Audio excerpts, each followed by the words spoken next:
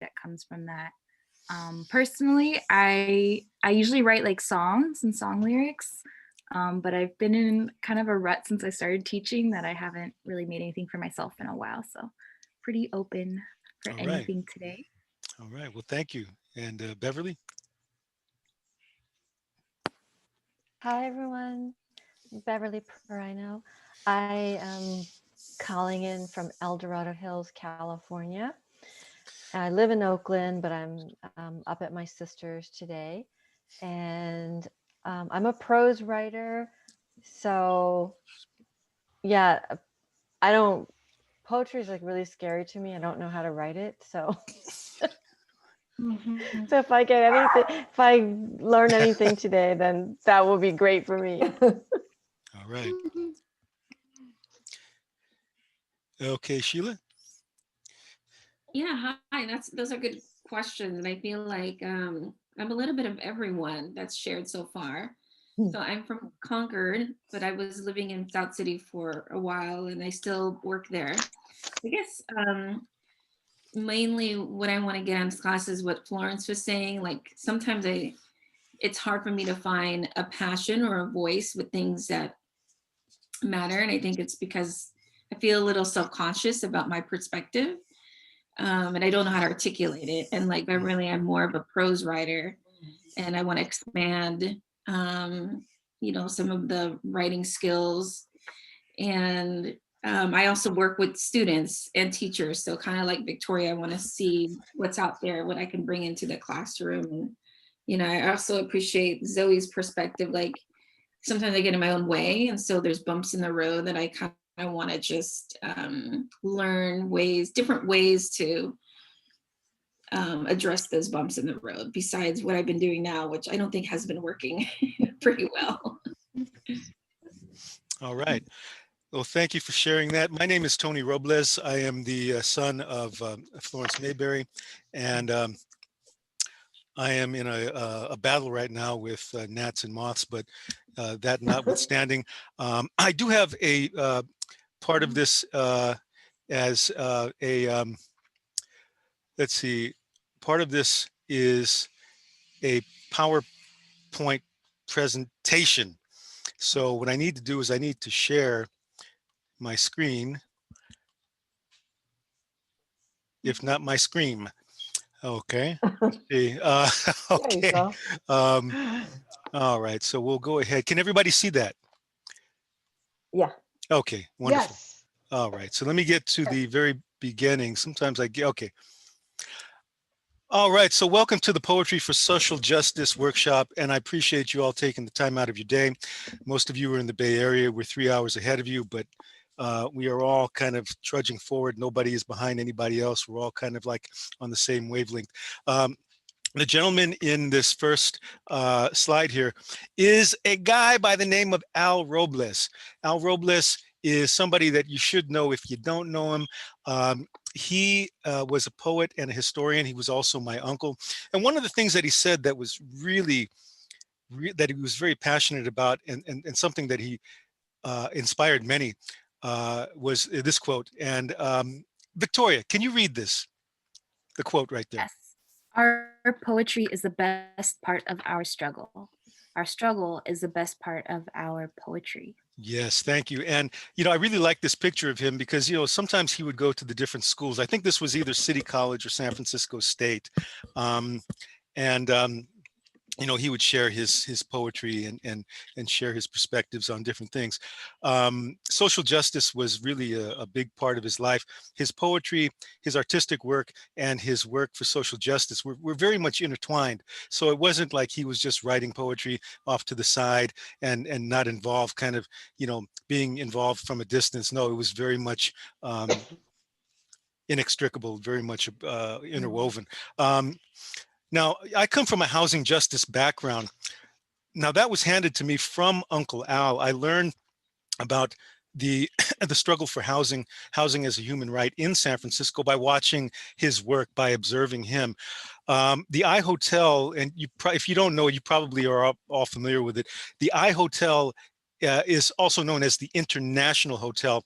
And the International Hotel struggle was it was a struggle for housing against an eviction at the International Hotel, which was the last vestige or the last remnant of what was known as Manila Town in San Francisco, which was on Kearny Street.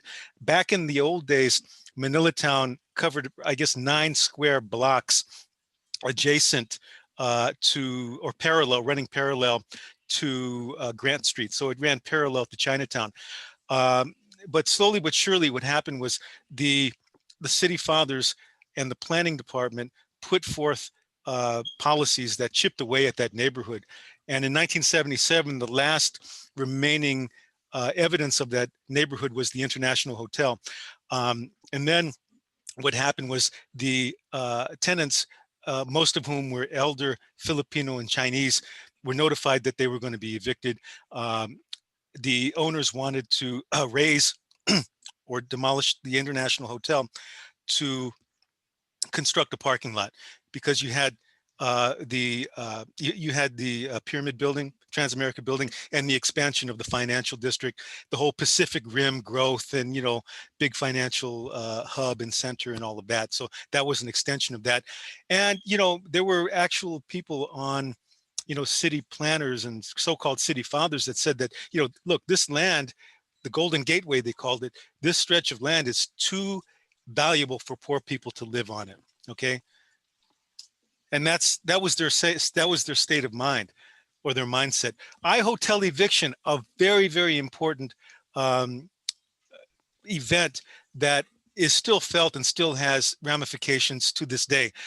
On the evening of October 4th, 1977, after maybe 10 or so years of the tenants of that hotel fighting the eviction, which they were first notified of in 1968, there was a lot of organizing with the elder tenants and the community. And when everything was exhausted, the tenants were forcibly evicted on the night of August 4th, 1977. And as you can see here, 3,000 people surrounded the International Hotel to block the eviction of the tenants, the elder tenants, most of whom were elders. And as you can see here, they had maybe 6, 7, 8 people deep, and they formed a barricade. But the cops, mounted on horses, mounted patrol, they rammed through with batons, and they were finally able to take the hotel and drag the elders out. They had people that were literally dragged out. The city didn't have any plan for the displaced tenants. There were no provisions for them, so they were out in the cold, actually, which was a real shame of the city, and that was a real crime. Many of the tenants were old timers that were among the first immigrants, early wave of Filipino American immigrants who settled in San Francisco, throughout the West Coast, and in Alaska and Hawaii, who endured many hardships in their lives in the United States. Fast forward to 2018, okay? There's another person whose name you should know. Her name was Iris Canada. Are any of you familiar with this? It was a case of an eviction. Iris Canada was a tenant who lived in the Western Addition, also known as the Fillmore, a Black neighborhood on Page Street. She lived in her unit since, I think, 1957. The building was sold, and the owners and the partial owners were intent on on converting the building into a condominium. So they began harassing Iris, and she was able to fight it. But as we know, capital, it just kind of steams straight ahead. They were finally able to evict her in 2018. She was 100 years old. Oh, She was God. evicted, ended up at UCSF hospital, where she died 2 weeks later. But it was just an amazing amount of stress, and it was a real heartbreak, because the city didn't intervene when they could have. Iris is there on the left. If you look at the picture, that's her as a young woman on the left, and this is Iris when she shortly before her eviction. Mind you, there were attempts at getting her out. it became very ugly, and it really kind of set a tone. San Francisco being the center of massive evictions in California, that it would allow that to happen to an elder was just shameful. And it's an eviction crisis that has persisted, and it's still being fought. I mean, we've been trying to fight, by strengthening rent control, by keeping people housed, by preventing the evictions to begin with, because there are a lot of ways that landlords can circumvent laws and kind of get through loopholes in order to get people from their homes. And a big thing was, if you get somebody in there, a tenant that's been living there a long time, in a house that has been, that a house that was constructed a long time ago, more often than not, they're going to fall under rent control. And landlords don't like that. So if you fall under rent control, they cannot raise your rent unless they evict you, and they can only raise it so much, right? So Iris Canada, please remember that name. It was just a very, very bad situation, a very ugly situation, and a heartbreaking situation. Now, my Uncle Al was involved in this. At the International Hotel, there were tenants that were elders. They were living in Manila Town. Okay, they were living in Manila Town. Um, so Victoria, right across the street, you had a place called the Silver Wing Cafe, right? The Silver Wing Cafe. And right across the Silver Wing Cafe, you would see the International Hotel. And you would have these manongs that used to go into the International Hotel, and they would go across the street to the Silver Wing Cafe. They were able to get boiled beef and rice, okay, for $2. Right? I mean, it was affordable, and they could be with their friends, and they could be with community, right? My own father, okay, the health conscious man that he is, used to take me there, okay? And we used to look out of this foggy window into the International Hotel. He would order 3 things: a plate of rice, pig nose, and Chinese sausage. Okay, no, never going to have a heart problem, Dad. But he finally got onto the oatmeal kick. So Zoe, can you read the first quote on the top? This is Uncle Al on poetry. These are just a couple of quotes that he has. To tell the truth, we must be more than mere poets. We must stand up for the rights of our people against the injustices brought upon them. Okay, so that's very important to know. And Sheila, can you read the second one, please? Sure. Indeed, the voice of the poet comes forth dressed in the rags of his people, smelling of fish tails and water buffalo hide. You see, I have walked so long with my people and listened to the sound of their lives. How else could I remember what they said to me had I not sat down with them? So, that's important. The poet has to really be engaged with his or her community, right? That, it's not just a matter of writing, but really being engaged, and really being a part of the community, where you're not just kind of looking from across the street, but you're engaging. He's talking about the smelling of the fishtails and the water buffalo hide, right? Where your senses are engaged. And then he talks about he's walked and listened. So you get the smelling and the listening, and through that you have remembrance and memory, which is so important. It's really important that we don't forget these things, right? We don't forget our stories. Monuments fall. Monuments will fall, but the things, and this is what Oscar Peñaranda says, okay, Manong Oscar Peñaranda, these monuments fall, but it's the stories that we carry that really live on. Yeah. And we pass those stories to one another as poets and as artists. We get a chance to see what our community is, what we are as people.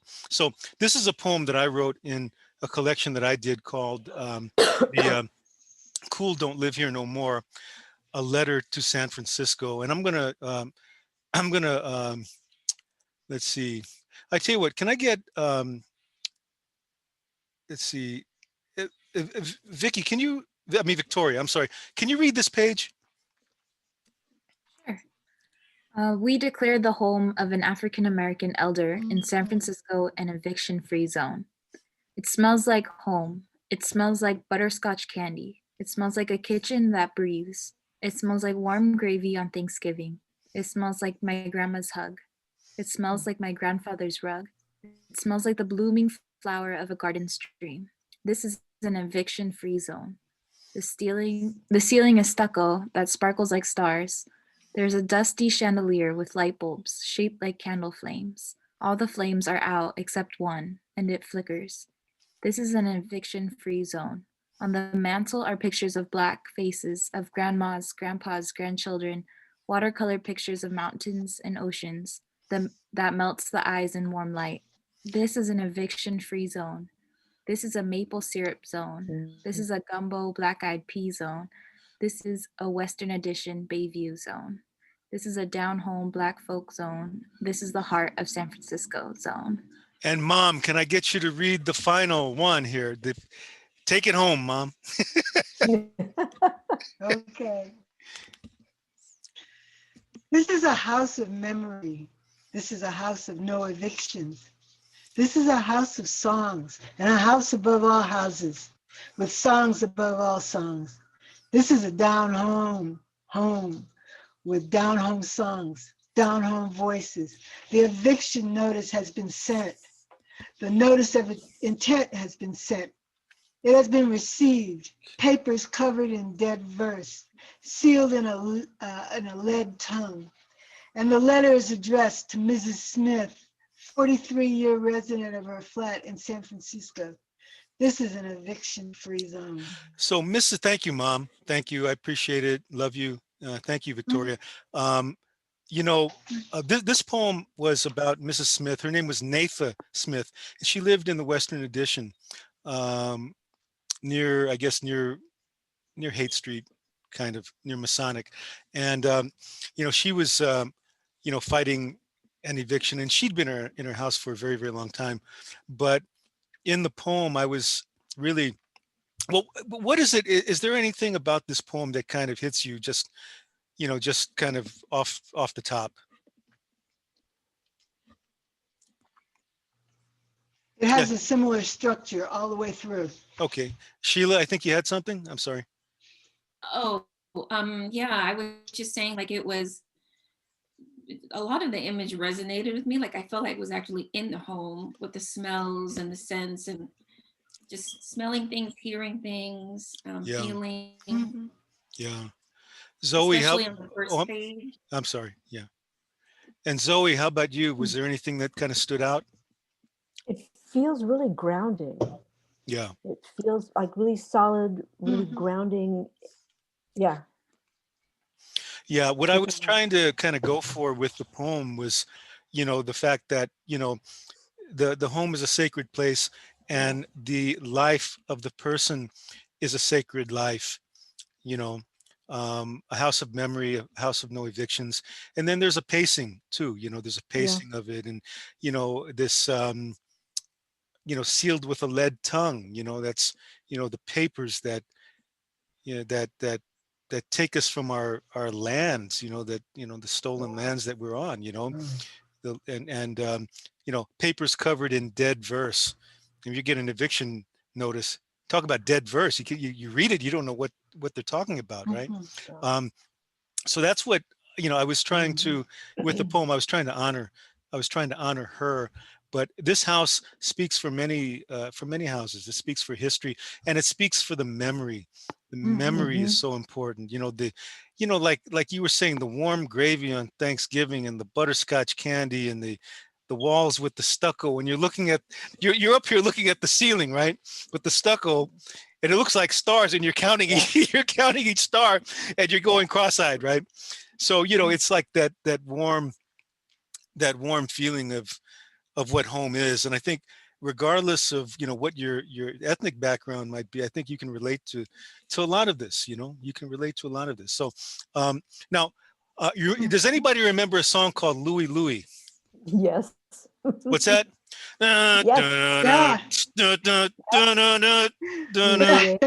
Louie Louie, we gotta go now. Okay, so one of Uncle Al's best friends is a guy named Lou Sakia, okay? And everybody would call him Louie, right? And anyway, his name is Lou Sakia. And he was from the Richmond district in San Francisco, but he has family in the Philippines. Good friend of my Uncle Al, and his AKA was Louie Louie. Now he talked about these four things, and I think these four things are going to be really important to you when in your writing, if you're writing poetry or if you're going to be writing prose. Okay, four things. So so Zoe, why don't we have you read the first one? Okay. Memory. Yes. Our memory is a more perfect world than the universe. It gives back life to those who no longer exist. Yes, and that's a By de quote by Maupassant. Guy, and I had to repeat this like 100 times before I got the name right. Guy de Maupassant, and I hope I'm saying that right. And it just illustrates how important memory is. It's a more perfect world than the universe. It gives back life to those who no longer exist. Okay, memory. Joy Harjo, the poet laureate of the United States, says that that memory, she describes it as a delta in the skin, which I think is a beautiful interpretation. So Sheila, what about the next one? A myth helps us make sense of the world, can be healing or destructive. Yes. Yes. So we have all kinds of myths, right? Myths and ritual myths that, talk about, how the world was created. We all come back to our myths. I mean, our lives get complicated, but we all kind of come back to those basic stories, those basic myths. Myths can be healing and they can also be destructive and false, so that's kind of a double-edged thing. Metaphor, of course, as poets, as prose writers, we use metaphor to liven and breathe life into our language. And then the magic is the feeling and the connection that is communicated when all of these things work together. Okay, Uncle Al, and please refer to him as Uncle Al, okay, because he would love all you guys. But Uncle Al says, you know, about the magic. He would say like, the rice grains fall through my fingertips like 10,000 water buffalo. Oh, Now he says, okay, if you try to grasp that with your intellect, it does not work because water buffaloes do not go through your fingertips. But if you grasp it with your feeling and your emotion, your feeling, it makes all the sense in the world, right? The rice grains fall through my fingertips like 10,000 water buffalo. So that's the feeling. The magic is the feeling and the connection that is communicated. Okay, the feeling and connection that is communicated and felt. Because I think, Victoria, I think you were talking about the language breathing life, right? That's the connection, right? That's the magic. Or like they said, Mom, in the 1950s, could this be magic? And I have a bad voice, so enough of that. Okay. Okay, so Uncle Lou, again, remember these, this is good stuff. In fact, you know what? I'm explaining it a lot faster than he did. When I talked to him, he took 2 hours to tell me about the four M's. And I said, hey, I thought it was going to take a minute. But again, memory, myth, metaphor, magic, or if you want to go magic, metaphor, myth, and memory, it's totally okay. All right. Okay, so this poem, I'd like us all to read a part of this poem. Now, this is a beautiful poem by Uncle Al. So I'm going to ask Zoe to take the first page here.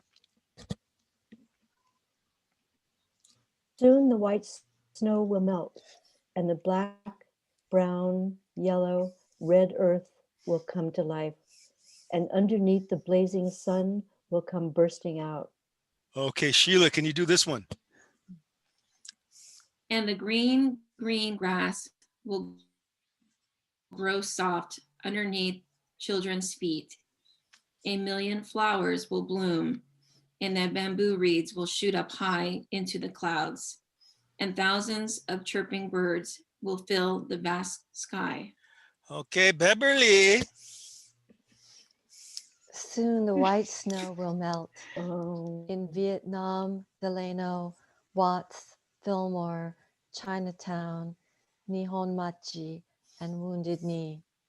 And the black, brown, yellow, red children will walk freely on the sandy beaches, along the pounding streams, into the wind, into the clouds, into 20,000 autumn leaves, through 5,000 seasons. Hey, Mom, could you do this one? Women will sing through the whole day until night. The moon will hang still. A cool breeze will settle in their bones. Soon the white snow will melt and cold, dark nightmares will disappear. And bellies will be Wow. full, and the mind will be clear like a winter stream, and we will find our peace together. Soon the white snow will melt, and the black, brown, yellow, red earth will come to life. So that's one of his signature poems that was published in a few places. Let me get your thoughts on the poem. What kind of, you know, sticks out? You know, what kind, you know, how does it kind of strike you right now after having read it?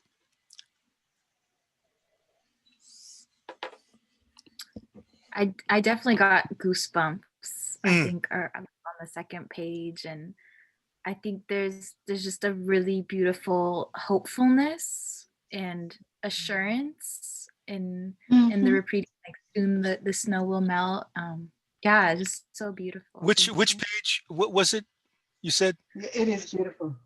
I think by the second page, yeah, I was just like, wow, this, you know, I could viscerally like feel Oh, the it. green, green grass will grow soft underneath children's feet. A million fathers. Okay.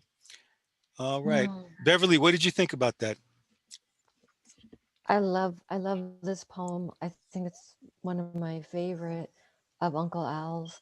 I get goosebumps too, and I love. I mean, you just know right away what all the colors are referring to, Yes. Yes. and there is so much power in it because it is saying that um, you know, kind of like our time will come.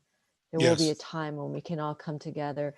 And it's so subtle and so Yes. beautiful, but the message is Mhm. powerful without overbearing, Mhm. being Yes. overbearing. Mhm. Yes. Yeah. I'm so glad that you said that, Beverly. That it's the message is subtle and gentle, yet strong, and that was him. Mhm. Mhm. Actually, you know, that was Uncle Al, straight That up. was how Uncle Al was. Yes, yes, And and it mom, was. and mom knew He Uncle Al never before I did. forced anything. He Okay, never forced anybody to do anything. He just eased on in. that's right. Yeah. That's right. So, what I kind of want to segue into is um, is this to speak a little bit about craft, because you know, it is important. You know, there are different schools of thought on craft and structure. You know, there's something called syllabic, I think syllabic poetry, right, where you have Mhm. a line of poetry that might be 6 syllables in one line, 7 syllables, 6 syllables, or you know, each line is 6 syllables. And that's fine. You know, you have structure, you have sonnets, you have, you know, these different types of poems that have a structure, which, and I totally understand. Uh, folks, there are folks that really that think, that feel that, you know, having the structure really pushes them to really work with the language to get the most out of every word. Um, Mhm. for me personally, though, I don't, you know, the poem, and everybody has their own kind of process. The poem, when the poem comes to me, I don't impose a structure. I don't impose a limit on the poem. If it comes to me in a certain way, I don't impose myself on it. I don't impose a limit. If it's going to come at me with 6 lines, 7 lines, 6 lines, I let the poem I let the poem dictate what the structure is going to be. But that's just me. Okay, it's not, you know, for you it could be something else. But there are some craft elements. There's something called, and I want to concentrate on three of these things: assonance, um, which would be the repetition of vowel sounds in nearby words or words that are close together.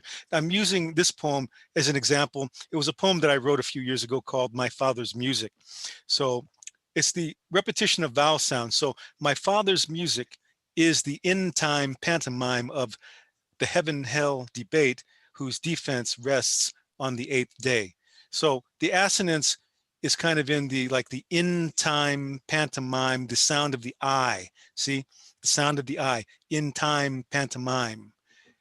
Heaven, hell, debate. Heaven, hell, Mm. debate. So it's the E sounds. See, in heaven, hell, debate, the sound of the E. So that's just a quick example of that. Alliteration is a repetition of consonants or consonant sounds. Are you anybody familiar with Avacha, the poet Avacha from the Bay Area? Yes. Wonderful, excellent poet. Her name is spelled Avotcja. She Oh, is I a know her. Afro Puerto Rican poet who lives in Berkeley. And this is an example from one of her poems, a line that goes like this: bedroom eyes that sang sweet sassafras lies. So the consonants are in the S's, right? You know, Mhm. um, bedroom Right. eyes that sang sweet sassafras lies. And I know that Abacha could say that line a whole lot better than me. Uh, okay.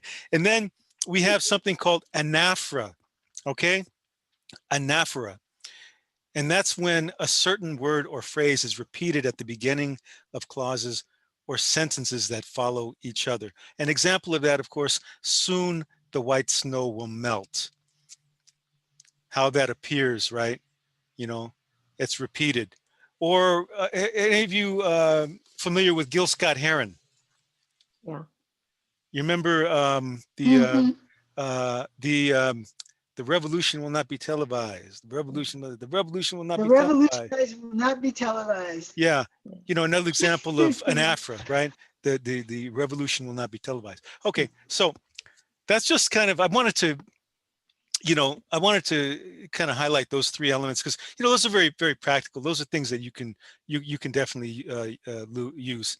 Okay, craft elements. Okay, so what I'd like now to do is a writing exercise. We can take maybe 10 or 15 minutes writing about a personal struggle that you have had with injustice and or a fight for social justice using one of the craft elements, assonance, alliteration, or anaphora. Okay, if you can, if you use all three of them, fine. If not, just use one of them.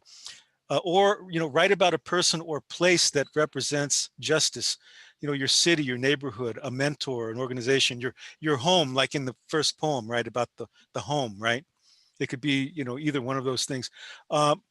Another thing I wanted to mention about the metaphor before we kind of get into this, um, in the poem by Uncle Al, "Soon the White Snow Will Melt," he wrote that at a time when the push for affirmative action was happening.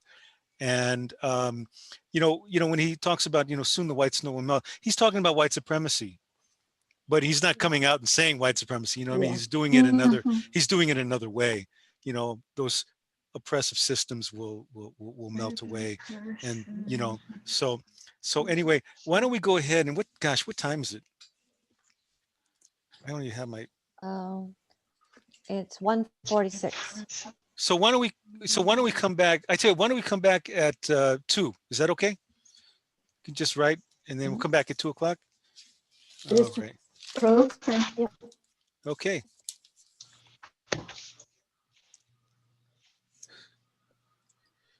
Okay.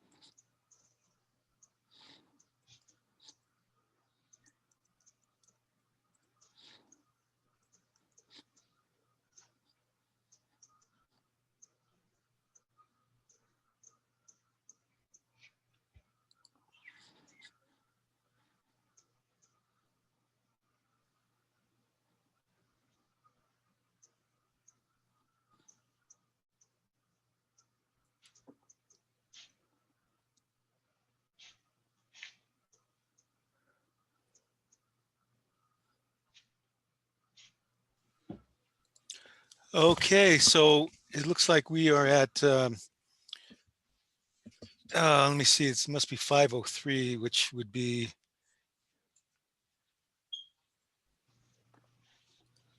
3:03. Yeah, 3:03 in California time. 203 in 203. California. What's that? 203. It's 2:03. Okay. All right. So we have, is everybody okay? Or do you guys need a little bit more time? No. Time goes so fast. Give me just a little more time. Mhm. My love will surely grow. Okay, so 10, 15 minutes, write about your personal struggle. I think, this kind of exercise is kind of important because if you can look at yourself and the struggles you have, it kind of gets into, it's kind of an empathy exercise, and not a sympathy exercise, but, you know, when you've experienced something, and you've experienced some kind of hurt, makes you that much more able to identify with other people that might be going through it. Um, do we have a volunteer to share first or share second? Okay, or Beverly. Okay, oh please share with us, Beverly. Okay. Okay, so I'm not a poet, you guys, but I just tried to write it like a poem. I don't know if this is a poem. Hold on, let me find it. Okay, it's called They Tell Me I Can't Help You. Your 2-year-old daughter came out of the red tent between the redwood trees of Oak Knoll Park to take the brown lunch bag filled with a turkey sandwich, chips, and 2 pieces of candy. They tell me I can't help you. Behind her, 3 more children appear, hands out flat, palms open, and I give them lunch bags too. And then you, their mother, emerges from the tent. How are you? I ask. They tell me I can't help you. You tell me you've been living in this park at the bottom of my street for 2 days. 2 days. And while we stand there talking, you try to comprehend your life. Me trying to comprehend this world. People in the park barbecue, dance, drink beer and wine out of paper cups. Lake Merritt in the background, gentle waves, paddle boats, swans swimming in synchronous motion. They tell me I can't help you. That night I lie awake in my warm bed, my dogs next to me, their bellies full, thinking about these numbers. 2, 4, 8, 11, the ages of your children, sleeping in the tent at the end of my street. I want to help you. The next day I walk down to the park to find that a nonprofit has found a motel for you and your family. We exchange numbers. I want to stay in touch to know how you're doing. That's as far as I got. Wow, I like that. That was really nice, Beverly. Yeah. Thank you. It seemed really personal. And, I like when you said, they said, I can't help you. Like, it's too far gone. There's nothing that can be done to help the situation. That was kind of a feeling of hopelessness there. But then your voice, though, was very hopeful. And that was like the contrast between the two.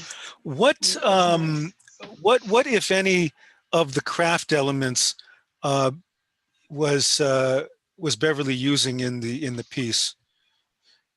If you remember, we have assonance, I alliteration, and aphra. I think I heard alliteration in Sheila, there. can you Like unmute? swans. I thought it was an aphora because the repetition of the phrase, they say I can't help you. Right, yeah. Beverly, can you read the? There was a line in there about the swans, about Lake Merritt, about the swans. Right. Lake Merritt in the background, gentle waves, paddle boats, swans swimming in synchronous motion. So that would be a an example of, I think it's assonance, the consonants sound, right? Uh, Alliteration. alliteration, excuse me. Um, and it gives it a kind of a musical quality. It kind of, you know, the sound, right? The sound of it. Um, and then, I like what you did with the place, describing Lake Merritt, and describing, you know, um, your encounter, right, with the children with the hands, right? Those are real strong visuals, you know. Thank Yeah, you. yeah,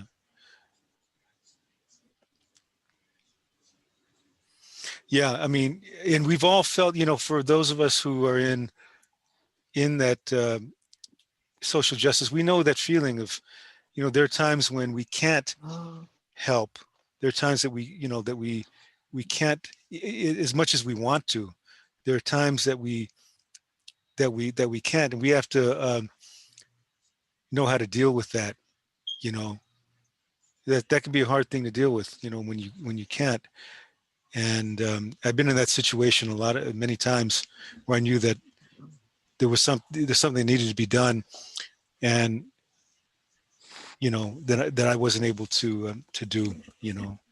Um, so Beverly, thank you. That was a really good piece. See, you're a poet. See, you used alliteration and you used anaphora, and in a really good way.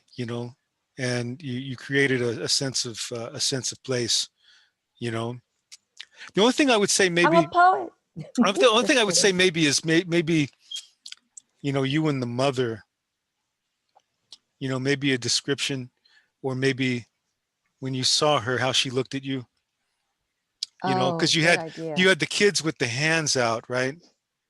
you know Mm-hmm. and Yeah. you see the mom, what, you know because you two Yeah. adults that are coming together like that, and you both have found each other, right, in the Right. situation. um and yeah, I just kind of came away just maybe wanting, maybe a description of her, what, you know the look on her face was, you know and maybe, who knows, if Yeah. it conjured up some kind of thing for you, of somebody that you may have known in your past, or maybe there was a time where you felt that desperation too. But then again, like you Yeah. said with Uncle Al's poem, we're doing it in a gentle way. It's nothing worse for me, at least from my own personal thing, when I'm reading poems that have to do with social justice, is people being preachy. It kind of drives me nuts. Um, and so um, I think we have one more person, Charlene. I think Charlene had a little bit of difficulty logging on, but Beverly, thank you. Does who wants to go next? I can share mine, I'll but go next. Okay, Mom, do oh, you want to go Okay. next, or Sheila? Do you want? I tell you, Mom, why don't you let Sheila, and then I tell you Okay. Sheila, and then Mom. Okay, Yeah. okay. okay. Okay. Oh, the 10 minutes went by fast, but I I feel like I know. didn't really get into the heart of Yeah. what I wanted to write about. Yeah. So bear with me. Okay. Uh, Mari is a 5-year-old kindergarten, and she sits in front of an unmade bed big enough for 2 adults. She says words mostly in Spanish, and she sits and sways in front of the screen. I say, "Are you ready? The test starts now." She shakes her soft head, squints her small brown dark eyes, and her cheeks plump like pillows, saying, "No, no, no." Mari only knows her name, and I enter zeros instead of fours. I don't know why I need to continue testing. I nestle my pencil between my neck and my chin. She asks me if I'm done. I say yes, yes, yes. I wanted to really talk about the inequity of taking this test that all English learners have to take, and it's kind of inequitable because a lot of students they're not really prepared to take it. Anyways, I didn't really get there, but I was just setting up the scene. But I could understand. Yeah, I could understand when the first few sentences, I could tell where you were going with it. So, you know, it seemed pretty clear to me that it was an immigrant child, or either that or a disabled child. They both have similar issues of, you know, understanding what's going on around them. And so for me, it worked. Can you read that the line again about the cheeks puffing out? There was the one part about that. Sure. She shakes her soft head, squints her small dark brown eyes, cheeks plump like pillows, saying no, no, no. I like that. That has some really beautiful beautiful imagery, you know, the eye squinting, and you know, there's that discomfort, right? There's about, you know, that the awkwardness, right? You know, and the uncertainty, and then, you know, feeling like, you know, you're under this pressure, and you're just a little, you know, you're just a little kid, you know. It's like, you know, how old is the child? Amari is 5 years old. 5 years old. Okay. Yeah, I think if you work on it a little more, I mean, the what you have there is really nice. I think what you have there is really powerful. You could work it a little bit more, you know, because, you know, it, you know, we're trying to, you were articulating something, right? And you were articulating the struggle of a small girl, right, or a small child. So we're putting ourselves in that position, and we're articulating what that is. And we've all, people say, write what you know. Well, we know what it's like to feel awkward, right? We know what it's like to feel unsure. And you're, you know, you have the test, which is like, you know, the power, and you feel helpless and you feel small, right? So we know what that feels like. Sheila, thank you. Thank you for sharing that. Victoria, did you want to, oh, I'm sorry, mom. No, okay. This doesn't have a title yet, and bear with me because I had to make inject some things here, so I'll try to read it as smoothly as possible. Why did it take so long to understand the struggles of people of color in this country? My people. I have been asking myself this question over and over since the murder of George Floyd on TV. It's not that I failed to see injustice in general, but I confess that I was naturally naive enough to believe that the men in blue were the good guys with the authority of their shiny symbols. They couldn't really be that bad. After all, that was what I was taught. Oh, I'd heard first account horror stories, but I dismissed them as exaggerations. But then came George Floyd, and I was changed permanently. Knee on neck, a cry to mama, sounds of struggle and a final breath, and it was over, and I have never been the same since. That's it. Wow, that was really powerful, mom. Very powerful. Yeah. Can you read the first four lines again, though, mom? Mm-hmm. Why did it take me so long to understand the struggles of people of color in this country? My people. I have been asking myself this question over and over since the murder of George Floyd on live TV. It's not that I failed to see injustice in general, but I confess I was naturally naive enough to believe that the men in blue were the good guys with the authority of their shiny symbols. They couldn't really be that bad, could they? Wow. Well, so it's like, you know, you come to a realization. Hey, can you hold on one second? Yeah. 1 second. Yeah.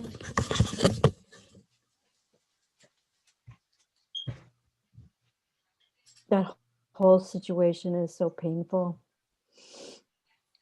Mm-hmm. Mm-hmm. Ugh.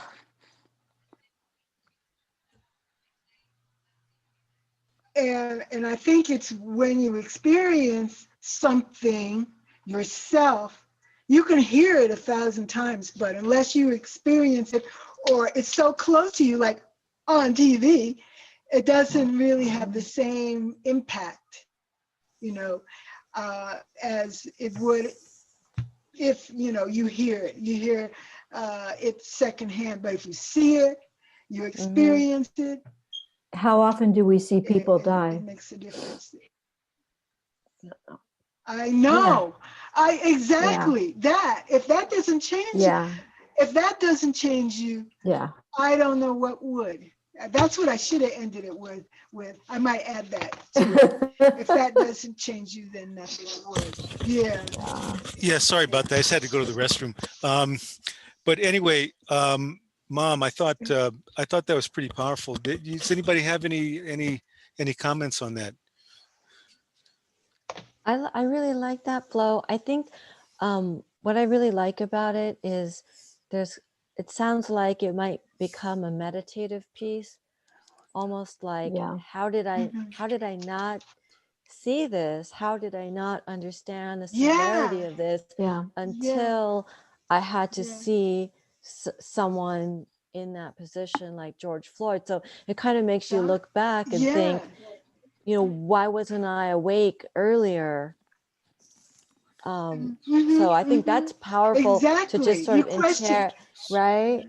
Interrogate yourself, like, Yeah. what was I doing? Yeah, Yeah. I agree. I'd say Yeah. that the Yeah. parts that Exactly. resonated with me was like the vulnerability in the speaker, Yeah. in the person, saying, I Yeah. talking about the authority and their shiny symbols. Like I think we can all in some way relate to that. Like we for a long time thought one way, Yeah. perhaps, and there's Mm-hmm. this awakening, and I really Yeah. appreciated the Yeah. breakthrough. Mhm. Yeah, And it takes vulnerability is something big. like that sometimes to break through Oh, to another person. For another person, it's almost like, why did it yeah. take all of that? But it is what it is at this point. Yeah, yeah. Well, you have it, in media, and it's right there. It's right there, and it's right there in Mm-hmm. front of you, right? Yeah. And it's so blatant, and it's really horrible. I mean, part of the work that I was doing too, with the other book that I did was on the police violence in San Francisco. The book is called Fingerprints of a Hunger Strike, and I was following these hunger strikers. They were called the Frisco Five, and they were out in front of the police department in the Mission on Valencia and 17th for about 18 days. So I followed them, and went out there every day and was kind of, documenting kind of, at least my impressions of what they were doing, what they were trying to say. So, so thank you, Mom. I appreciate it. Victoria, Victoria, did you? I don't you didn't do yours yet, did you? Not yet. Okay. Sure. I think I think Julio is texting both of us, by the way.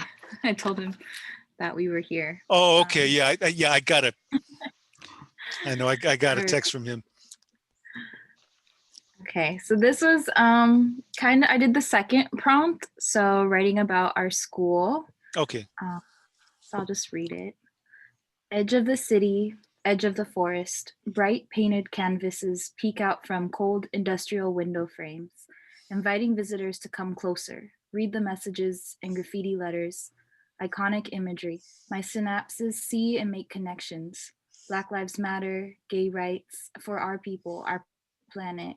A little further, the garden beckons, like an Eden. Tree stumps invite weary bones to rest. Echinacea and honeybees dance together in the cool bay breeze. Corn stalks standing like proud soldiers, apples hanging low, eager to be picked. This place empty of people for the moment, full of monuments for life. I take these moments of observation, contrasted with dark screens and silence, a new frontier full of unanswered questions, getting to know time again, like an old friend turned stranger, mourning the old to make time, to make something the new. I don't know. Didn't finish that last part, but it's kind of Some really nice going lines towards. in that. The weary bones Yes, to rest and getting to It's know time beautiful. again. Amazing. Wow. like a It's friend beautiful. turned Beautiful. stranger. This school sounds Mm. wonderful. Like an oasis in San Yeah. Francisco. Yeah, you should all go visit Yeah. when it's open. What is this? June Jordan. I should have Yeah. known it's June Jordan. Yeah. Yeah, they have a long history.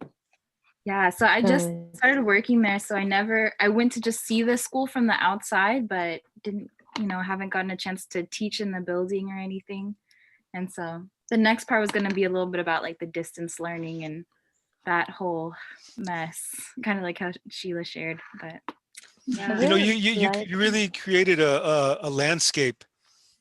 You know, you really created a landscape which um, it really moves. You know, and I think at the beginning of the poem, you're talking about somebody that you're approaching this place, right? And it's more than a building. You know, it's more than just a physical thing. There's activity, there's nature, there's possibilities, right? There's possibilities being born every second, right? You have, a place for weary bones to rest, and a place, to learn, right? And it's more than a building, it's more than that. Yeah. There's life going on there. And I like that. I like that you have the. You show us things like the Black Lives Matter signs and the graffiti, and it's like the children aren't there, nobody's there, but we know who they are. We know the spirit of the children, even if they're not physically there. Yeah, Yeah. I echo that. And the juxtaposition from like you call the garden like an Eden and the apples hanging low and the monuments.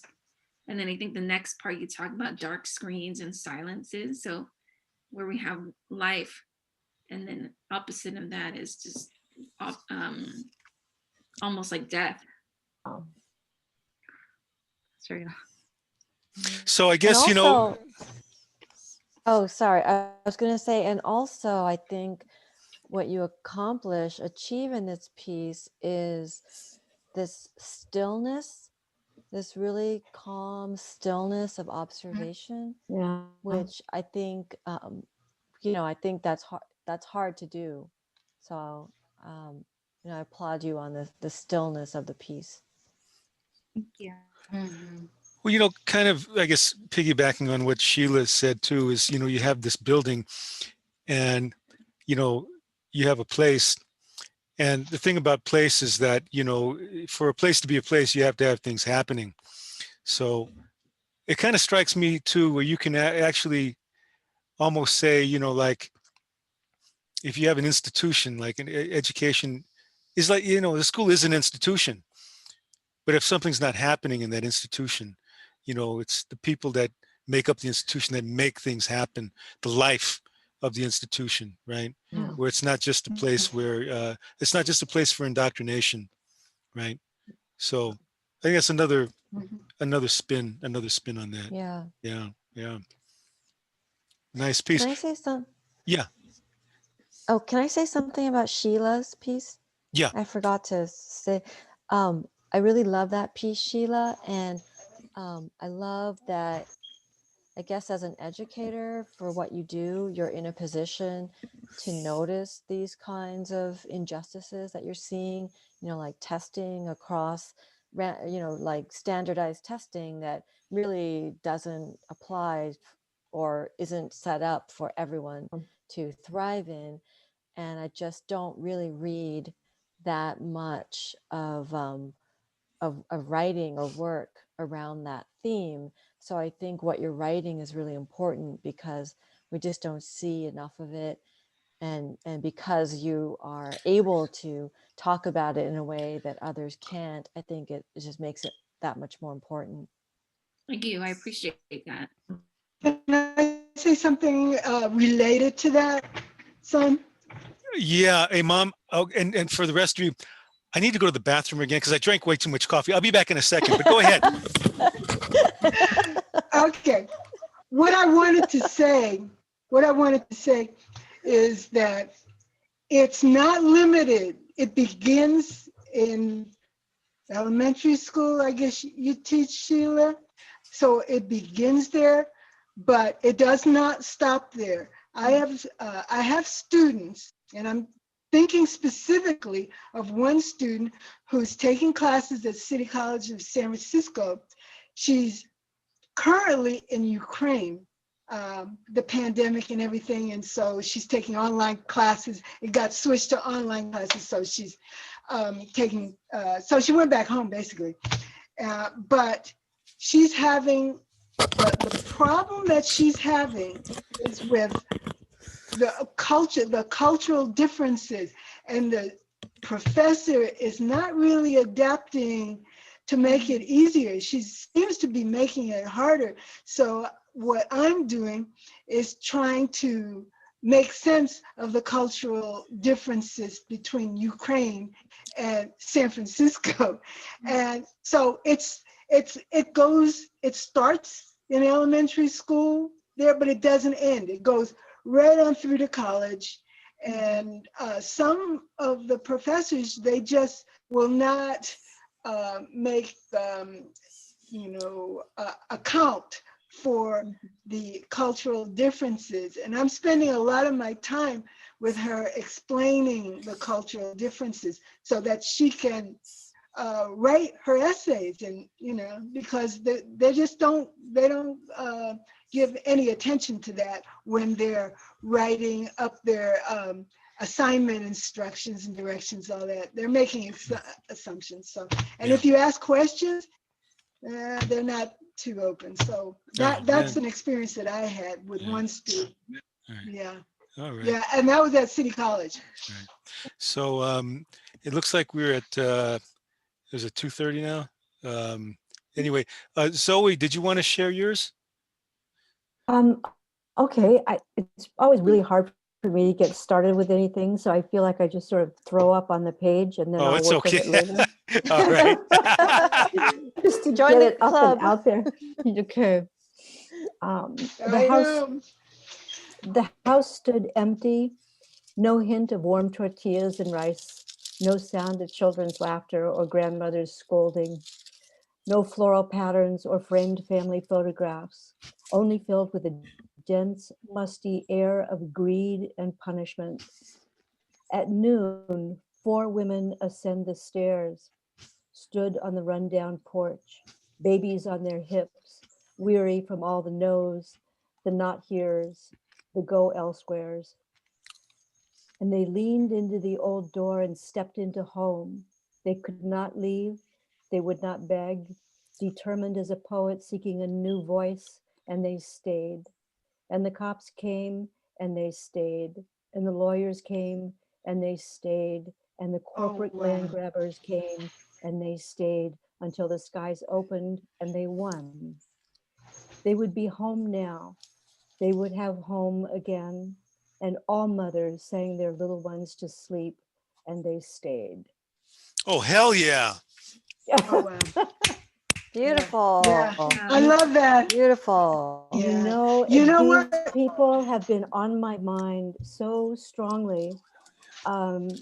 It's the Moms for Housing. Yeah. They have just blown me away because it worked. It worked. I'm so impressed. And there's a book going around called Colossus Home. And it's all these poets that contributed, and all the proceeds are going to Moms for Housing. I mean, they have started a movement, just 4 mothers who stayed. And I hold them with so much reverence and Can respect. you There put was the no name of violence. the name of the book in the chat? Yeah. Or if not, what's the name of the book again? I wonder, it's Colossus, Collassus, I think. Colossus. And Okay. it's it's Moms for Housing. I've got a copy around. I'll see what I can find before we Moms for finish. Housing. Okay. But I'm really impressed with them. It gave me hope Yes. You know, I've been an activist for a long time and I work for an activist organization, and sometimes it's really hard to call a win, you know? It's Yes. just these incremental changes, and they did it in a short Mhm. period of time. Yeah. Well, there's a San Francisco poem, that's it, you know, because although there's Yeah. homelessness everywhere, that as a San Franciscan and a fourth generation San Franciscan, I know that's true. Last year, the year before that, a generation ago, it's always been. This isn't new stuff. This There are has been thousands of going on homes, a lo- thousands of homes generations. that stand empty all over Mhm. the Bay Area, and they're Yeah. owned by corporations that just bought them for the land, and it should be Yeah, illegal, yeah, but I yeah. love the they've part done. about the Yeah, tortillas. Part Yeah. about the tortillas that I was really, yeah, I wondering. like the opening too. you know, Yeah. it and Reminds then me of Mission Street. Yeah, the what's going anaphora. on? What were the Mhm. lines that you repeated? There was the anaphora in that. What And was they the line? stayed. And they And stayed. they stayed. And they And they Yeah. stayed. stayed. Yeah. Yeah. Wow. Yeah. So And that's powerful. Yeah. three words. The And they stayed. repetition. Three powerful words. All right. So Yeah. thank you. Got some wonderful work. To be inspired by social justice. I want to let's see, go to our next slide. I don't want to slide you to death, but it is what it is, right? Um, let's see. Let's see here. All right. Okay. Oh, here it is. Okay. Um, is anybody here familiar with Teddy Atlas? No. No. Okay. Well, Teddy Atlas. Yes. Yes. Okay, Mr. Teddy Atlas is a very Boxing trainer. he's a very interesting guy. Okay, he was actually the boxing trainer of Mike Tyson when Mike Tyson was kind of Mhm. early in his career. He has been the trainer of many boxing champions, and he has something. Philosophy of boxing and the philosophy of writing are very similar. Um, you have to have discipline, you have to have passion, you have to have fire, and you have to have Mhm. a certain amount of courage to endure many things. And in that sense, boxing and writing are very similar. So I call him Uncle Teddy Atlas. You ought to check him out sometimes. He's all over the internet, and he has this philosophy that I came across, which I think applies to writing. And it's this thing called the excavator versus the landscaper. Okay. Now, according to Teddy Atlas, a landscaper is concerned with the surface, is satisfied with the surface, and maintains the surface. Now, that's not to say that we don't have a need for landscapers. There are many landscapers among us, and many well-paid landscapers. Okay, so a landscaper is concerned with the surface, satisfied with the surface, and maintains the surface, which we can interpret Mm. for these purposes as the status quo. And then you have somebody called an excavator. An excavator is somebody that goes deep, who is not satisfied with the surface. An excavator seeks truth, goes deep to find truth. Okay? Seeks truth, goes deep to find it. If an excavator in the process of going deep hits rock, okay, he or she will pulverize the rock. Okay? An excavator in the process of going deep will oftentimes go deep without a light. Okay. And as Teddy would say, a lot of people nowadays, they want a light. They want somebody to say, hey, the coast is good. Right. But a true excavator is not afraid to go into dark places without a light. They'll go into dark places without a light in search of the light. You see, because they have to know. An excavator has to know. They're always confronting the truth. So, like in social justice, you're in a confrontation. You're confronting Mhm. Mhm. that which is injustice, right? So one of the examples that Teddy gives is, a guy that's somebody, let's say who's working, you're at the job, and let's say you're at the water fountain and you see your boss coming, approaching, right? And you decide to stay at the water fountain, maybe, 15, 20 seconds more until the boss walks by because you don't want to deal with the boss, right? So according to Teddy Atlas, an excavator doesn't do that. They confront the boss because they have to know. They have to know. Or in a foot race, this is another good example that Teddy gives. A foot race, in a long foot race where your endurance is being tested, you're running and next to you is another guy, okay? And you're looking at the other guy to see if there's any weakness there, he's going to give you some kind of clue as to, if he's breaking down a little bit, and then you could go and bring on the jets. But you're waiting for that light. You're waiting. Okay. So, an excavator won't do that. They'll go boom, because they have to know. They're not waiting for the other person to give them something, some kind of clue or some kind of clue. Okay. So that's what Uncle Teddy says. Okay. So that's the excavator versus the landscaper. So, we want to be excavators. Now, in terms of that, Uncle Al, my uncle being a poet, he went to the I Hotel and got to know those Manongs who were being threatened with eviction. Really got to know them and their lives. And that was excavating.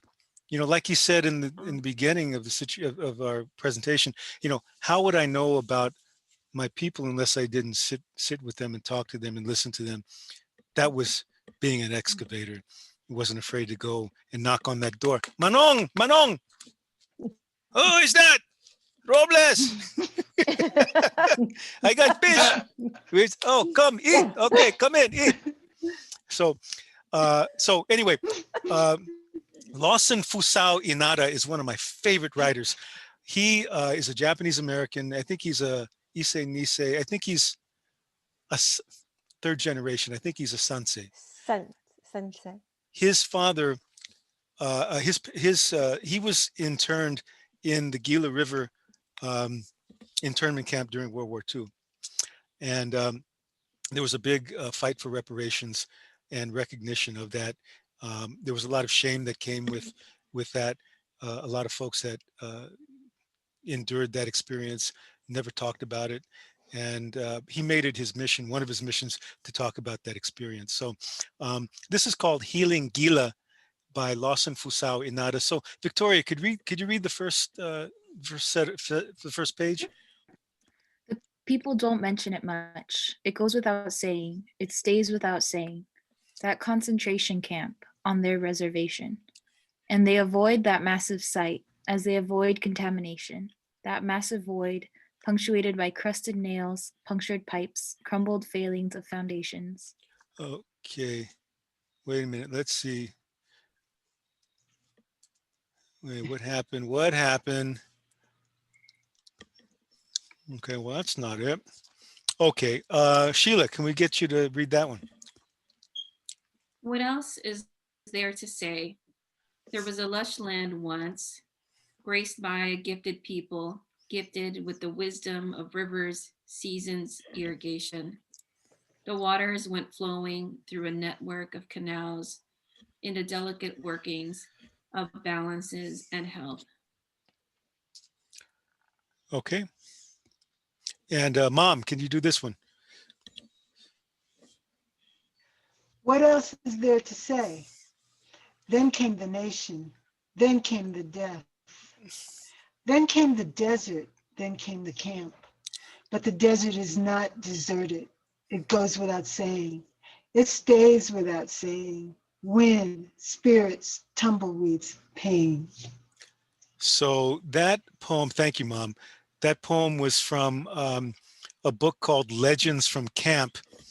And it is a book that really articulates that experience of, being in the internment camps of World War II, and and the fight for reparations, and to really articulate that experience. So if you notice, in the poem, he says, people don't mention it much. It's kind of like he's just kind of mentioning it in a casual way, right? But if you notice, he's not beating the Yeah. table with his fist, and he's articulating something, bringing life, like Guy de Maupassant was talking about memory, right? Yeah. That as poets, we breathe life into this experience. So he talks about this massive void. He's talking about the desert, actually, the reservation. He's out in, the camp, and it's an Indian reservation as well. Um, and he says, what else is there to say? You know, but he's saying a lot, right? There was a Mhm. lush land once, gifted with wisdom, seasons, irrigation. So he's breathing he's breathing life into that experience. Any other thoughts about the poem? I love I the. just, Oh, sorry. Go ahead. oh no, go ahead, go ahead. I was just gonna say that line, like it goes without saying, it stays without saying. I Yeah, feel like almost kind of shows too, like it is something that has to be talked about in order for reparations. Otherwise, it stays without saying. And I That's- love the desert is not deserted. yeah. Oh, I You know, like that. he says Yeah. the people. I like that. He says the people don't mention it much, and that was the thing. With a lot of I guess a lot of the Japanese community that were interned, Hmm. a lot of them just didn't talk about it. They didn't want to remember it. They didn't. They Yeah. just wanted to move on. Mm-mm. And again, it's the poet that is mandated really to remember legends, right? Legends from camp, stories from It camp. makes it palatable, Yeah, you know? exactly. Yeah. That massive void, punctuated by crusted nails, punctured pipes, crumbled Yeah. failings of foundations. The crumbling failings of foundations. Yeah. Justice, right? How Yeah. justice failed in that sense, right? Oh, Um, so so anyway, we have about 15 or so minutes left. Um, I have one more exercise that. Okay, hold on a second. What did I do here? Okay, you know what happened. Okay, one more exercise. Can you guys see this? Okay. yeah. So write a poem from the point of view of a home whose tenant is facing eviction. Now, the tenant is a senior who has lived in her home for decades, and the landlord is using harassment to evict. Um, give a voice to the house, to the floors, the faucet, the pots, pans, the walls, or, if you want to give voice to one element of the house, give the house a memory. What does the house remember? And let the house speak. What does it say? Um, if you find that, in doing this, you're going in another direction outside of that, feel free to go. My Uncle Al always said, let the stallion run free. Feel free to do that. So why don't we go for about 10 minutes and we'll come back and share, okay? Okay.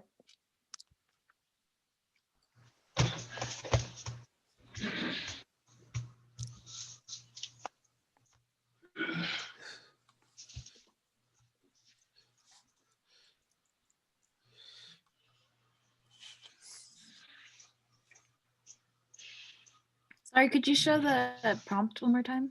Yeah.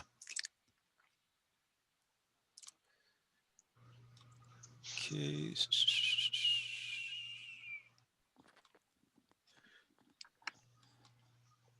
Okay, there you go. Thank you. Okay, can you see that? Okay. Mhm.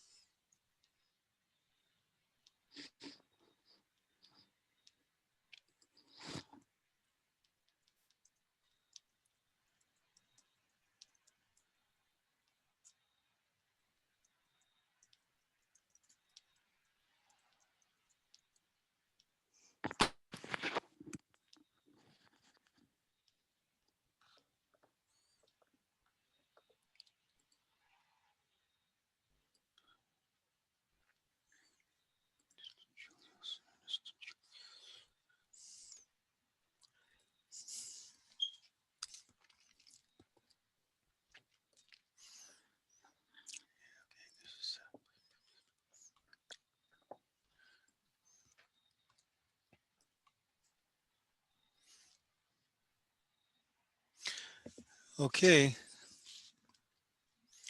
Okay, so the time is 5:57. Everybody doing okay?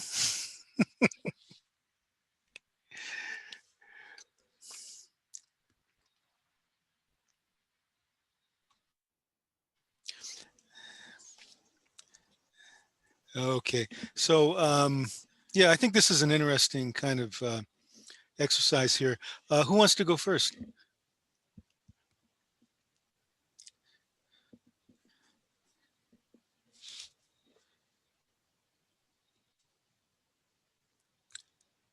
I'll go. Okay. I will not let go. My arms of memory will resist. My windows, the eyes that reach deep into memory. My doors opening to your warmth and wisdom, closing to keep you safe. This kitchen beats as your heart will always offer the aromas and sustenance that rise from your good work. Your kindnesses will birth new kindness. Your wisdom will birth new vision, and I will not let go. These floorboards will drive out the invaders, will haunt them with the weight of their arrogance, and the sound of their steps will echo their cruelty and drive them mad. I will not let go. These arms of memory will embrace your stories and will keep safe all that you have given within these walls. They cannot have you. Wow. I love the Nice. arms of memory, you know, arms of memory, and they cannot have you. What was that? Rise from your good work. What was that line? This kitchen beats as your heart will always offer the aromas and sustenance that rise from your good work. Yeah. Yeah. Nice. Wow. Some beautiful imagery. Thank you.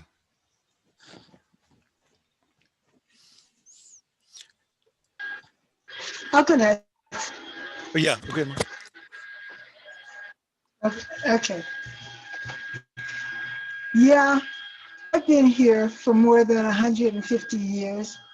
Just like most of these old Victorians, these old San Francisco Victorians with their steeple and gingerbread. I'm typical San Francisco row house, two-story flat, upper and lower floors. Outsiders are charmed by me, but the family that calls me home doesn't look at me that way.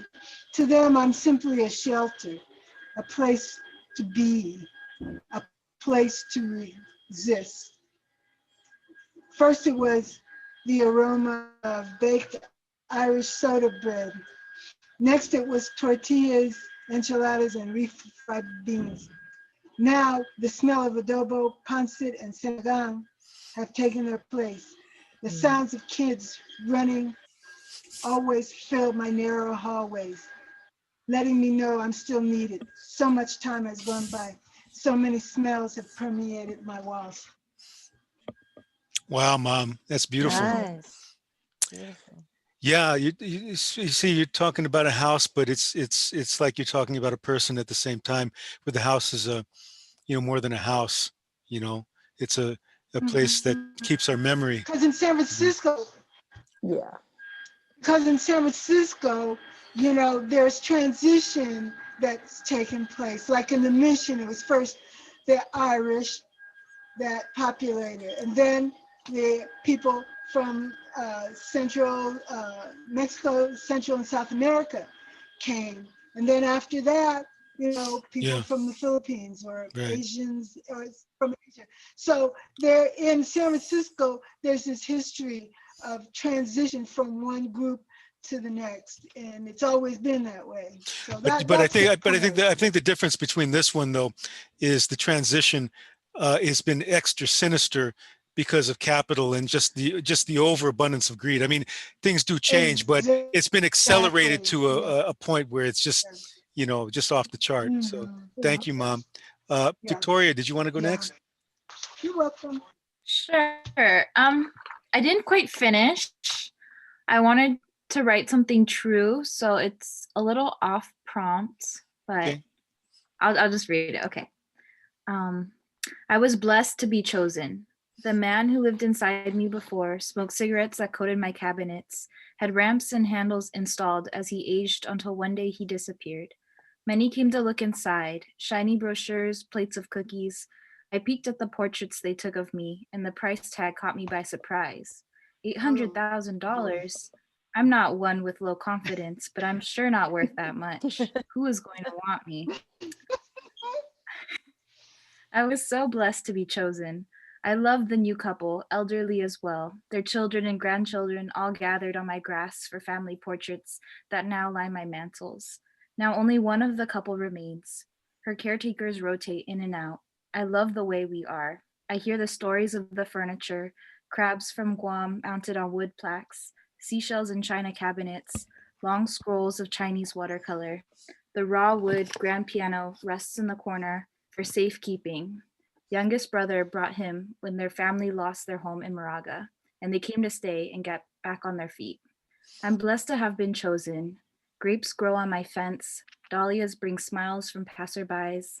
I'm blessed to have been chosen. My neighbor up the block has been cut back to the bones. New modern appendages, grafted plastic surgery, cold and empty.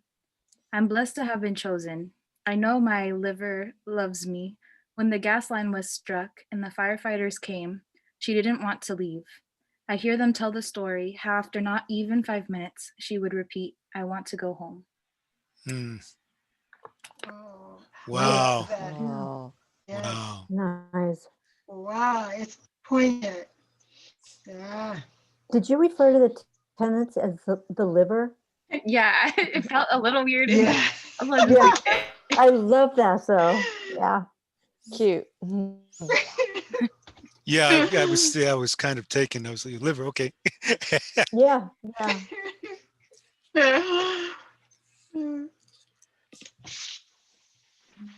A lot going on in that piece, and I think it really speaks on a lot of different levels, a lot of complexity. You know, a lot of different levels there. Thank you, thank you. Um, Beverly, you still here? Yeah, I'm here. Yeah. Did you want to go? Sure. Okay.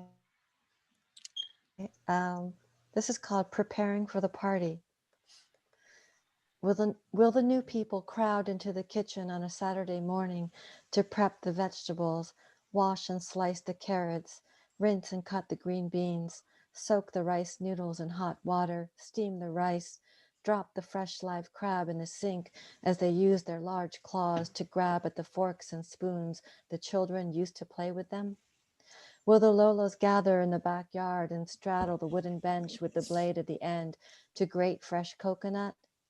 Will the children gather near the bowl and eat the fresh coconut the moment it drops and get scolded by the Lolos when they learn all their hard work has yielded nothing?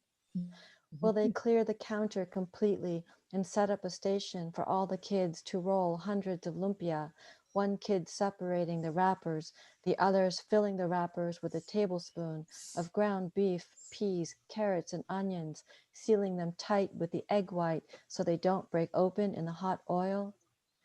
Will the new people mix the rice flour, coconut milk, and sugar and bake it until golden brown, until its scent reaches the far corners of the master bedroom, and the mom calls down from below to turn the oven off and don't touch the bibinka because it's for the guests? That's as far as I got. And This was all of really these basic nice. You know elements what? of house scent.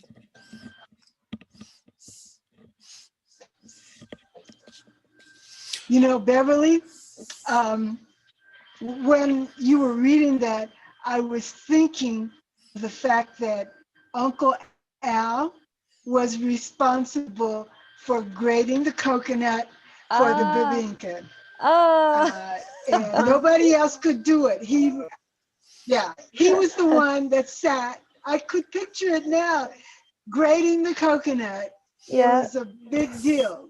That was his job. Yeah, That that and that evoked that that image of visual. grating the coconut on wood is so very specific. Like that just really resonated with me and the memories that I have Wow. as a child and watching my father do the same thing too. Yeah. Very evocative. Yeah. And so you were asking a question, will they, right? Will they? Will they? Will they do all those things? So you mean the people that come in, right? Yeah. The new The So, new you know, people. so it's like, you're talking about gentrification, you're talking about these displacement without being preachy about it. Sometimes, with poems, they get so goddamn preachy where, it just kind of, it puts you to sleep. Whereas, with this poem, like Sheila was saying, it's this down home feeling. You're not feeling like you're being bludgeoned by some kind of academic notion of who it is that we are. You know what I mean? That it's really coming from it's coming from a down home place. And the images that you had there with the coconut, with the blade at the end, and then with the egg whites. I mean, any of us have made rolled lumpia know exactly what that's about, for sure. So anyway, some wonderful. I wrote a short one. I'll just kind of go through it real quick. And this is a poem about Iris Canada. It doesn't have a title, but they came to erase your memory, to cut down the trees on your block. They came with throats filled with thorns and threats banging on your walls. They tore the flowers, but the roots remain. Iris, your name is a flower. The smell of your life rises from your kitchen, living room. Your songs are not silent. Your name is not forgotten as the sun comes through the window looking for the flower that is you. Wow. So anyway, nice. um, so I would hope that you can use some of these things, and I really very much appreciate you taking part of this again. And I can email you this PowerPoint if you'd like. I can send this to each of you. Things to remember: the 4 M's: myth, memory, metaphor, and magic. That's really important. Another thing that Uncle Al said: our poetry is the best part of our struggle. Our struggle is the best part of our poetry. Uncle Teddy Atlas, look him up online. Excavator versus landscaper. We want to be excavators. And then one last thing I'd like to leave you with. There was a poet, part of the San Francisco Beat generation. They called him, his name was William Everson, but he was also known, his poet pen name was Brother Antonius. And what he said that was that when you're writing a poem, it's a very solitary thing.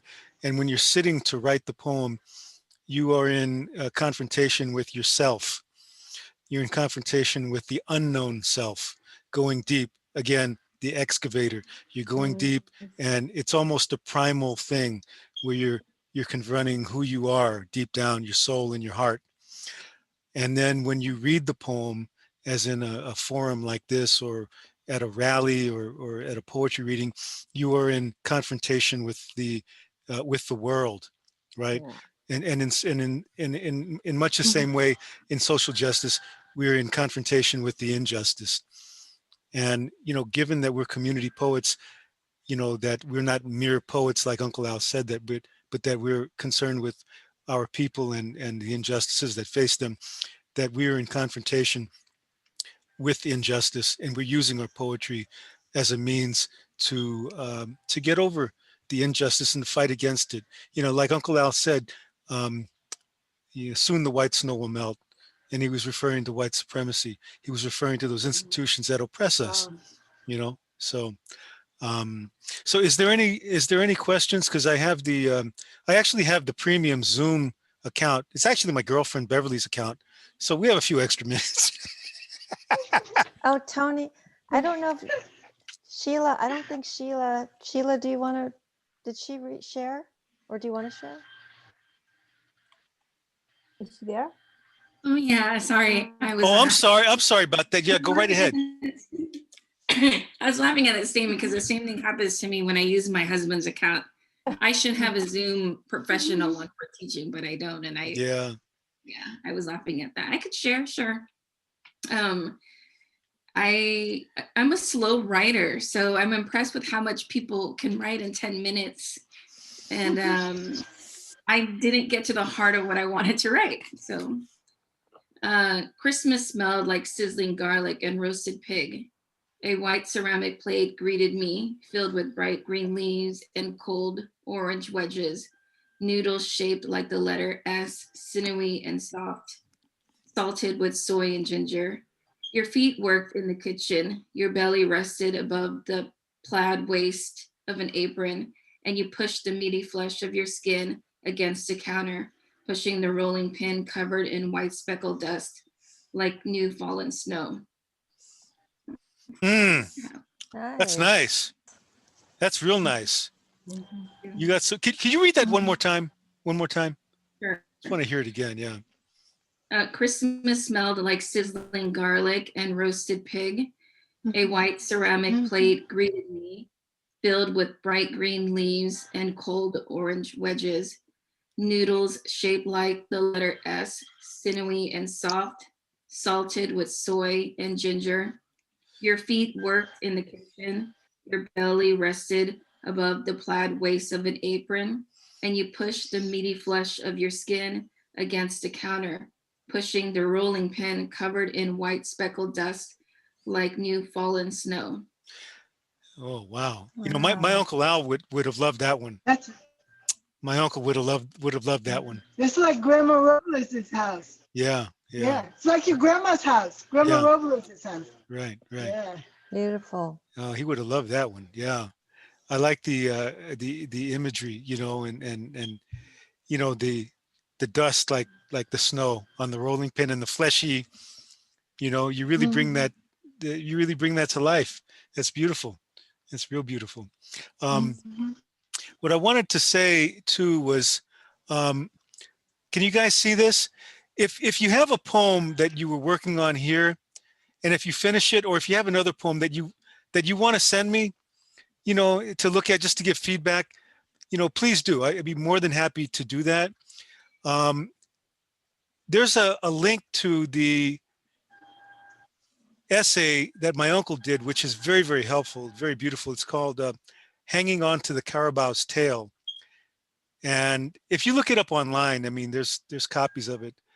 And that'll give you a good guide on just writing poetry. Um, Will you send us the PowerPoint email? I can do that. Yeah, no Okay. problem. I'll send that to you. And so anyway, it looks like we're coming to a close on this. I think we can go to like 6:30, but is there any questions or observations or literary criticisms or or whatever, whatever else? Well, I don't. Yeah. Can I? Can I just make a comment? Oh yeah, Can I Mom. just make a comment? Yeah. Oh, okay. I just wanted to say that early in your presentation, you discussed the Manila Town and the I Hotel and the Red Wing Cafe.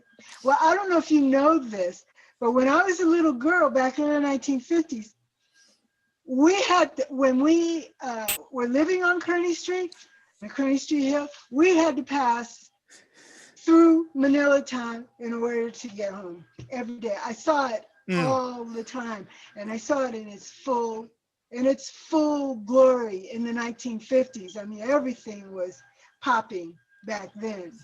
And so I don't know if you were aware of that every time Grandpa would drive us home, we drove through Manila Town. That was just back in the 1950s. Wow. Yeah, and I know a lot of things were happening. I mean, my grandparents used to used to go down to Manila Town. I think on my father's side, my grandparents met there in the 1920s. My grandmother was a Yeah, waitress in the they did. cafe, and then by the time Uncle Al started coming around in the 60s, befriending these Manongs, say, Manong, how are you? Who are you? What do you want? Well, Manong, you're my father, you're my uncle, you're my ancestral link. So the Manong would look and say, what are you trying to malign me? I'll beat you. And I'll beat you more. And I'll beat you again. I'll beat you. but um, Uncle Al had uh, hundreds of cassettes, recordings of Right. all of those interviews that he did Oh, with the monarchs. Yeah. Yeah. and where are And I they remember now? talking to him for about an hour. He was so proud of his work Yeah. there and what he was doing.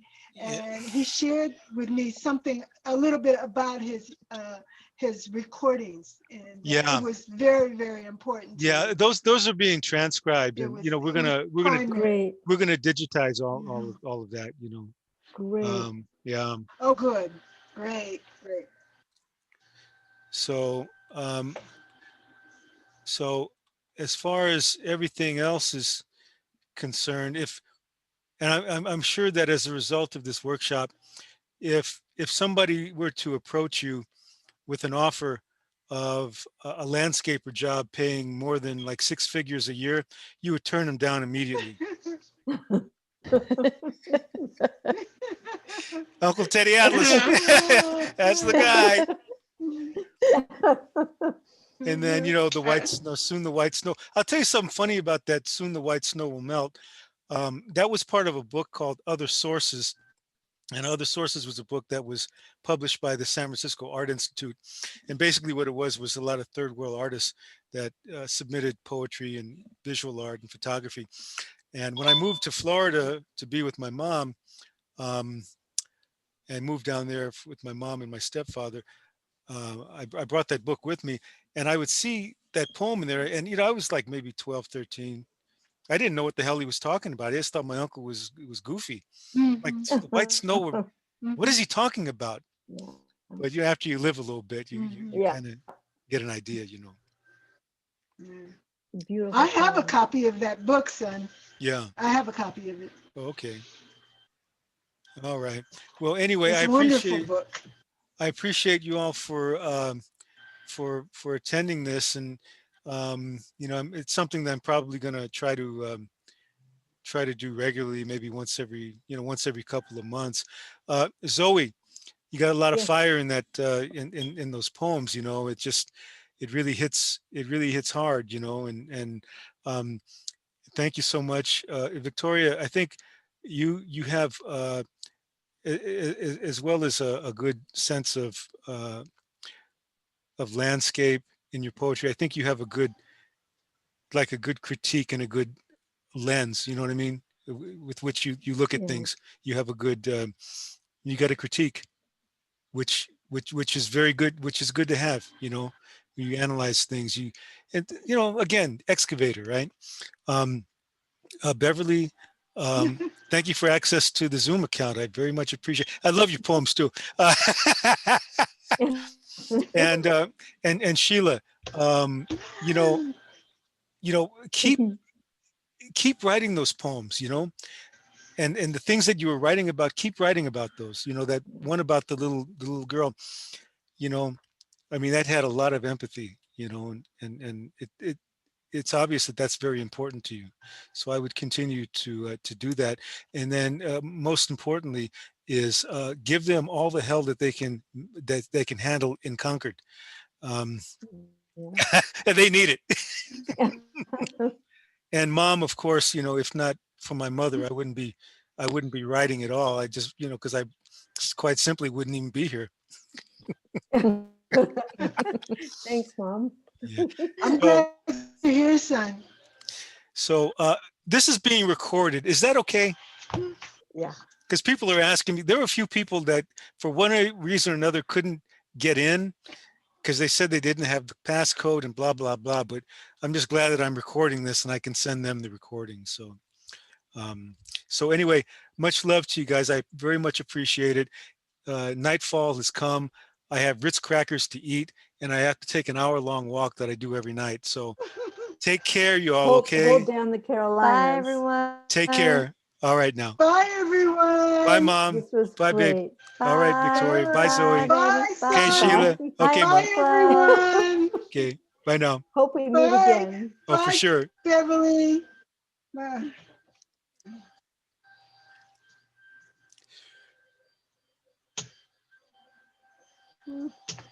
Okay.